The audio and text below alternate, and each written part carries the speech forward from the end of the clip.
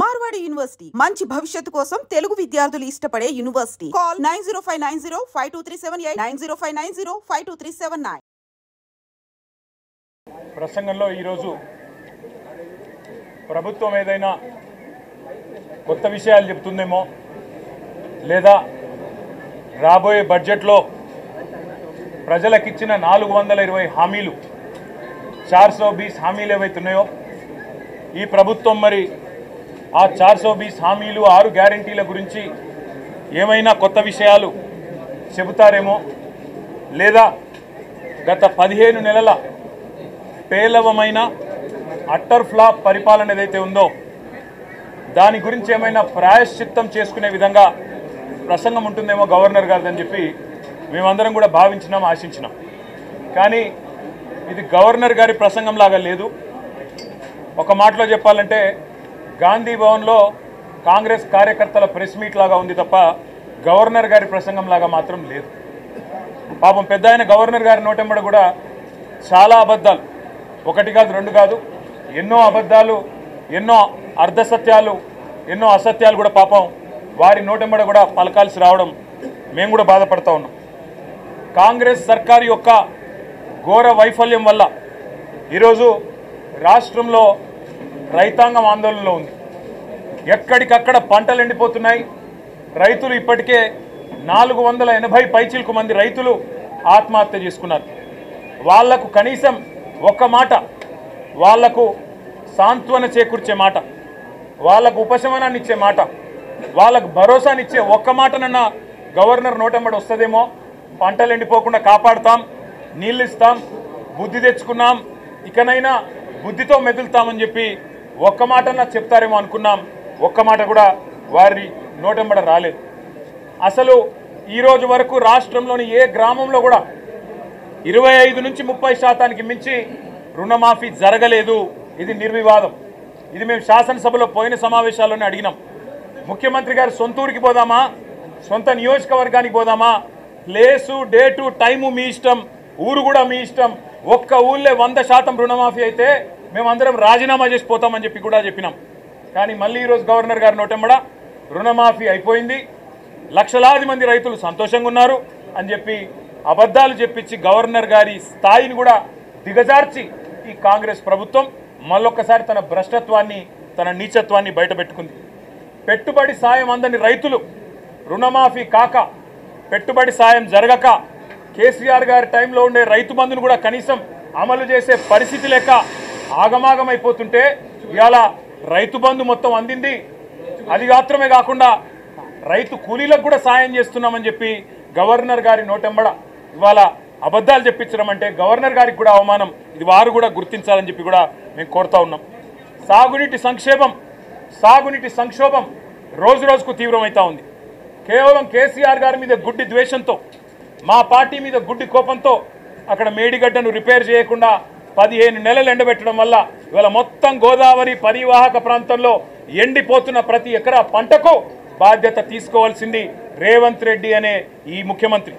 రేవంత్ రెడ్డి అనే చేతగాని ముఖ్యమంత్రి వల్ల ఈరోజు రాష్ట్రంలో లక్షలాది ఎకరాల్లో పంటలు ఎండిపోతుంటే, ఆ పంట ఎండిపోయి అవస్థలు పడుతున్న రైతులు, తమ పొలాన్ని నిప్పు పెట్టుకుంటున్న రైతులు, తమ పొలంలో ఇలా గొర్రెలను మేకలను మేపుతున్న రైతులు వాళ్ళు ఎదురు చూసిండ్రు గవర్నర్ గారి ప్రసంగం నుంచి.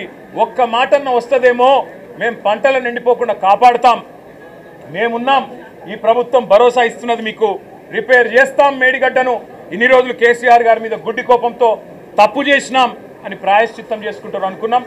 ఆ సోయి కూడా ఈ ప్రభుత్వానికి లేదు. కనీసం ఒక్క మాట మాత్రంగా కూడా ఎండుతున్న పంటలు, సాగునీటి సంక్షోభం, 480 మంది రైతుల ఆత్మహత్యలు, వాటి గురించి ఒక్క మాట కూడా మాట్లాడకపోవడం అంటే రేవంత్ రెడ్డి ప్రభుత్వం యొక్క ప్రాధాన్యతలు ఎట్లా ఉన్నాయో దీన్ని బట్టే అర్థం చేసుకోవచ్చు. ఇవాళ భారతదేశంలో బహుశా ఏ రాష్ట్ర సెక్రటేరియట్లో జరగని అత్యంత ఘోరమైన నీచమైన పరిస్థితి మన రాష్ట్ర సెక్రటేరియట్లో జరిగింది. 20% కమిషన్ ఇయ్యందే ఇక్కడ బిల్లులు వస్తలేవని చెప్పి కాంట్రాక్టర్లు ఆర్థిక శాఖ మంత్రి, ఉప ముఖ్యమంత్రి గారి ఛాంబర్ ముంగట ధర్నా చేసే పరిస్థితి రాష్ట్రంలో బహుశా ఎన్నడూ కూడా గతంలో లేదు. మరి భారతదేశంలో కూడా బహుశా ఎక్కడా లేదని నేను అనుకుంటా ఉన్నా. ఇవాళ 20% కమిషన్ తప్ప విజన్ లేని ప్రభుత్వం ఇది. ఈ విజన్ ఉంది, ఆ విజన్ ఉంది, ఏఐ డేటా సైన్సెస్ అని పెద్ద పెద్ద మాటలు. విజన్ లేదు, మన్ను లేదు, కమిషన్ తప్ప. No vision, only commission, only 20% commission అనే విధంగా ఇవాళ ప్రభుత్వాన్ని నడుపుతూ ఢిల్లీకి మూటలు పంపుతూ ఇక్కడ చిన్న కాంట్రాక్టర్లను, సర్పంచ్లను, చిన్న చిన్న వ్యక్తులను వేధించి చివరికి ఓవర్సీస్ స్కాలర్షిప్లు ఇవ్వకుండా, గురుకులాల్లో తిండి పెట్టకుండా ఈరోజు పిల్లల్ని చంపుతున్న అరాచక ప్రభుత్వం రేవంత్ రెడ్డి ప్రభుత్వం, కాంగ్రెస్ ప్రభుత్వం. కనీసం గురుకులాల్లో ఉండే అధ్వాన్నమైన పరిస్థితుల గురించి ఒక్క మాట చెప్తారేమో అనుకున్నాం. దాని గురించి ఒక్క మాట లేదు. చనిపోయిన 83 మంది పిల్లలకు కనీసం ఒక మాట సానుభూతి చెప్పి సంతాపం చెప్తారేమో అనుకున్నాం. ఒక్క మాట కూడా వారి గురించి ప్రస్తావన లేదు. అదే మాదిరిగా ఇంకా విచిత్రం, 10 ఏళ్లలో కేసీఆర్ గారి ప్రభుత్వం ఆనాడు 4,17,000 కోట్ల అప్పు చేస్తే 4,17,000 కోట్ల అప్పు చేస్తే అంటే సంవత్సరానికి 41,000 కోట్ల అప్పు చేస్తే అప్పులు అని గుండె బాదుకున్న కాంగ్రెస్ సన్నాసులు ఇవాళ ఒక్క సంవత్సరంలో 1,62,000 కోట్ల అప్పులు తెచ్చిన విషయం ఒక మాట చెప్తారేమో అనుకున్నాం.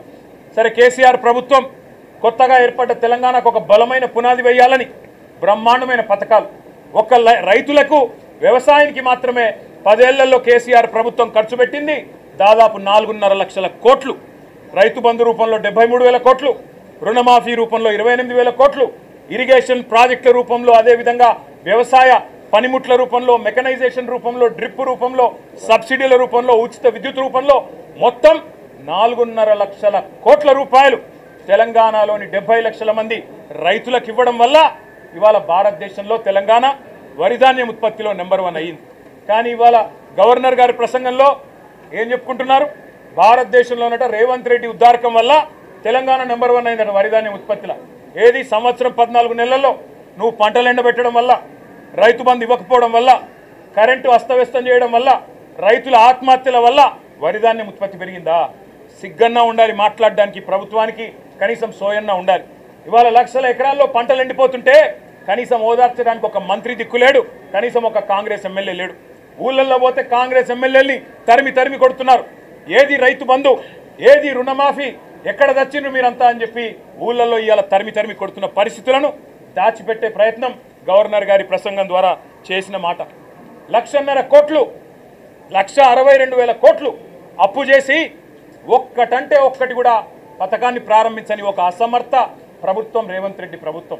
కేవలం కుంభకోణాలు, 20% కమిషన్లు, 30% ల్యాండ్ డీల్స్. నా మాట కాదు, కాంగ్రెస్ ఎమ్మెల్యేలు చెప్తా ఉన్నారు. 30% కమిషన్ ఇస్తేనే మా మంత్రులు పనిచేస్తారు, 20% కమిషన్ ఇస్తేనే బిల్లులు వస్తాయి అని వాళ్ళ స్వయంగా కాంగ్రెస్ ఎమ్మెల్యేల నోటంబడ వస్తున్న మాటలు, కాంట్రాక్టర్లు సెక్రటేరియట్లో ధర్నాలు చేస్తున్న పరిస్థితి. ఈ దుస్థితి గురించి గవర్నర్ గారు ఏమన్నా చెబుతారేమో. అవినీతి రహితంగా ప్రభుత్వాన్ని నడిపే ప్రయత్నం చేస్తాము. ఢిల్లీకి మూటలు పంపేదానిలో బిజీగా ఉన్నా, పదవులు కాపాడుకోవడం కోసం ఢిల్లీకి మూటలు తప్పకపోయినా కనీసం ఇకనైనా సర్దుకుంటాము, సరి చేసుకుంటామని ఒక్క మాట చెప్తారేమో అనుకున్నాం. దాని ప్రస్తావన లేదు.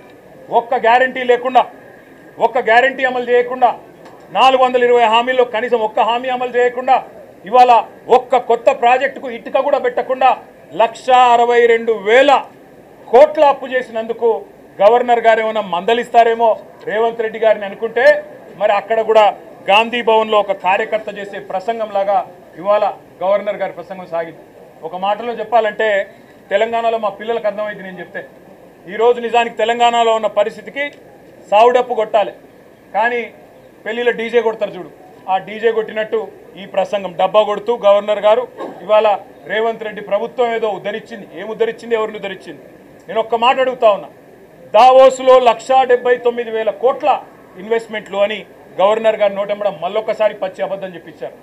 పోయిన సంవత్సరం మీరు చెప్పిన 40,000 కోట్లలో 40 పైసలు వచ్చినాయా? దమ్ముంటే రేపు ప్రభుత్వం శ్వేతపత్రం ప్రవేశపెట్టాలని చెప్పి మేము డిమాండ్ చేస్తూ ఉన్నాం బడ్జెట్ సమావేశాల్లో. పోయిన సంవత్సరం జనవరి 2024లో మీరు చెప్పిన 40,000 కోట్ల పెట్టుబడులు దావోస్ నుంచి 40 పైసలన్నా వచ్చినాయా? దమ్ముంటే, ముఖ్యమంత్రికి చిత్తశుద్ధి ఉంటే ప్రవేశపెట్టండి శ్వేతపత్రం. మీ అన్నదమ్ములతో మీరు కుదుర్చుకున్న కాంట్రాక్టులు కాదు. స్వచ్ఛ బయో అనే కంపెనీ పెట్టి అనుముల జగదీష్ రెడ్డి అని రేవంత్ రెడ్డి గారి సోదరుడే 1000 కోట్ల పెట్టుబడి పెడుతున్నట్టు బిల్డప్లు ఇవ్వడం కాదు ఇవాళ పెట్టుబడులు తేవడం అంటే. ఇవాళ తెలంగాణ నుంచి పెట్టుబడులు తరలిపోతున్నాయి, ఇది వాస్తవం. కేన్స్ అనే సంస్థ మేము ఆనాడు కష్టపడి మైసూరు నుంచి పట్టుకొస్తే 3700 కోట్ల పెట్టుబడి ఇవాళ సెమీకండక్టర్ పరిశ్రమ గుజరాత్కు తరలిపోయింది, దొలేరాలో పెట్టుబడి పెట్టింది. కార్నింగ్ అనే పరిశ్రమ 1000 కోట్ల పరిశ్రమ మేము ఆనాడు పట్టుకొస్తే ఈరోజు తమిళనాడుకు పోయింది. ఆ పరిశ్రమ చెన్నైలో పెడతా ఉన్నారు. అదేవిధంగా ప్రీమియం ఎనర్జీ అనే కంపెనీ 1700 కోట్ల పెట్టుబడి సోలార్ కంపెనీ ఇవాళ ఆంధ్రప్రదేశ్కి తరలిపోయింది. వాస్తవాలు ఇట్లా ఉంటే 1,79,000 కోట్ల పెట్టుబడులు, 1,79,000 కాదు కదా, 1,79,000 కోట్లు కాదు కదా. ఈ ప్రభుత్వం ఎంత అసమర్థ ప్రభుత్వం అంటే కొత్తగా ఒకరు కూడా పెట్టుబడి పెట్టడానికి ముందుకొచ్చే పరిస్థితి లేదు. వీళ్ళ ఆర్ఆర్ ట్యాక్సులు, వీళ్ళ కమిషన్లు, వీళ్ళ దాడికి తట్టుకోలేక నిర్మాణ రంగం కుదేలైపోయింది. రియల్ ఎస్టేట్ మొత్తం అస్తవ్యస్తం అయిపోయింది. ఇప్పటికే నిర్మాణ రంగం పూర్తి స్థాయిలో పడిపోయిన పరిస్థితి. ఇంకోవైపు ప్రభుత్వమే స్వయంగా చెప్తా ఉంది ఇప్పటి వరకు తమ ఫిస్కల్ టార్గెట్లు రీచ్ కావడం లేదని బడ్జెట్లో కూడా చెప్తారని అనుకుంటా ఉన్నాం. కాబట్టి పరిస్థితి ఏమో ఇట్లా ఉంటే ప్రతి పదం గవర్నర్ గారితో ఈరోజు చెప్పించింది అబద్ధం, ప్రతి మాట ఈరోజు గవర్నర్ గారి నోటెంబడ వచ్చింది అసత్యం, ప్రతి వాక్యం పచ్చి మోసం. మరి మోసం చేసింది ఇవాళ తెలంగాణ ప్రజల్ని మాత్రమే కాదు, గవర్నర్ గారిని కూడా ఈ రాష్ట్ర ప్రభుత్వం మోసం చేసింది, గవర్నర్ గారిని కూడా అవమానించింది. ఇంకొక మాటలో చెప్పాలి అంటే దశ దిశ ఏదీ లేని కేవలం ఒక డబ్బాలో గులకరాళ్ళే చూపితే ఎట్లా అయితే సౌండ్ వస్తుందో అట్లాంటి అది పరిస్థితి తప్ప ఇంకొక మాట కూడా లేదు.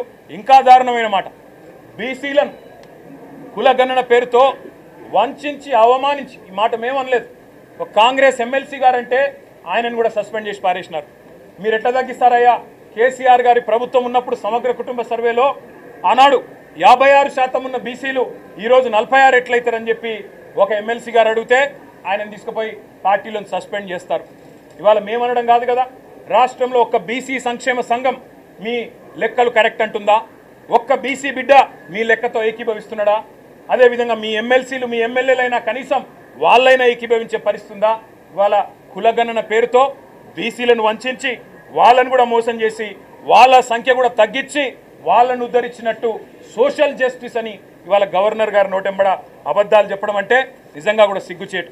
అదేవిధంగా కాంగ్రెస్ తల్లిని తీసుకొచ్చి రుద్ది, కాంగ్రెస్ తల్లిని సెక్రటేరియట్లో పెట్టి, రాహుల్ గాంధీ తండ్రిని సెక్రటేరియట్ ముందు పెట్టి అదేదో గొప్ప పని చేసినట్టు, తెలంగాణకు వాళ్ళేదో ఉద్ధరించినట్టు సిగ్గు లేకుండా మాట్లాడుతున్న ఈ ప్రభుత్వానికి మేము చెప్పేది ఒకటే, కాంగ్రెస్ తల్లిని రాహుల్ గాంధీ తండ్రిని మంచిగా భద్రంగా ప్యాక్ చేసి గాంధీ భవన్ పంపిస్తాం 3 ఏళ్ల తర్వాత, తప్పకుండా ఎక్కడ పెట్టుకోవాలో అక్కడ పెట్టుకోండి అని చెప్పి కూడా తెలియజేస్తూ గవర్నర్ గారి ప్రసంగం ఈరోజు పూర్తి స్థాయి